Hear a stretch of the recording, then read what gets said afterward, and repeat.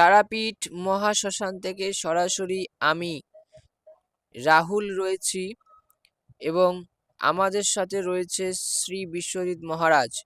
আপনারা দেখতেই পাচ্ছেন আজ ইন্টারভিউ নেওয়া হচ্ছে শ্রী বিশ্বজিৎ মহারাজের।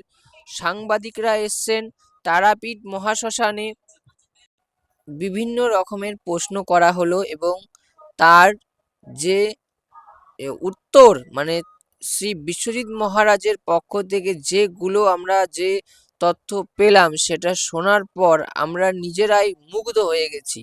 তার যে ব্যবহার, তার যে কথা এবং তার যে সিদ্ধশক্তি, সেইখান থেকে মানে সেটা দেখার পর আমাদের আর কিছু বলবো কি যে বলবো, সেই যে ভাষা হারিয়ে ফেলেছি।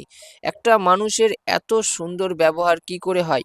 তাই আমি বলবো যারা সমস্যায় রয়েছেন, বিভিন্ন জায়গায় ঘুরে কোনো সমাধান করতে পারছেন না, তারা একবার শ্রী বিশ্বজিৎ মহারাজের সাথে কথা বলে দেখুন। আমি বলছি আপনারা সমস্যা থেকে শুধুমাত্র মুক্তিই নয়, একজন সঠিক পথ প্রদর্শক পেয়ে যাবেন জীবনের জন্য। তার এক একটা কথা, এক একটা বাণী যেন ম্যাজিকের মতো কাজ করে। তাই আমি বলবো তারাপীঠ থেকে সরাসরি রয়েছি শ্রী বিশ্বজিৎ মহারাজের সাথে এবং আপনারা দেখছেন আমাদের মাধ্যমে শ্রী বিশ্বজিৎ মহারাজকে। শ্রী বিশ্বজিৎ মহারাজ কি বললেন না বললেন সেটা আপনাদের নেক্সট একটা ভিডিওতে দেখাবো, ঠিক আছে? তাই সবাই ভালো থাকবেন।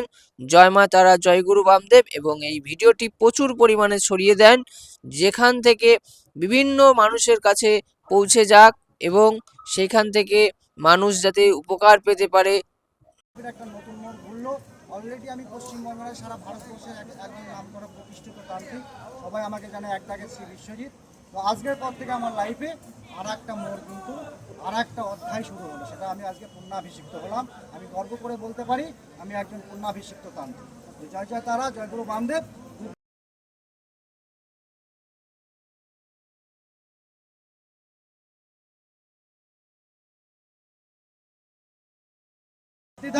চোখ বন্ধ করে রূপগঙ্গার হাত ধরুন।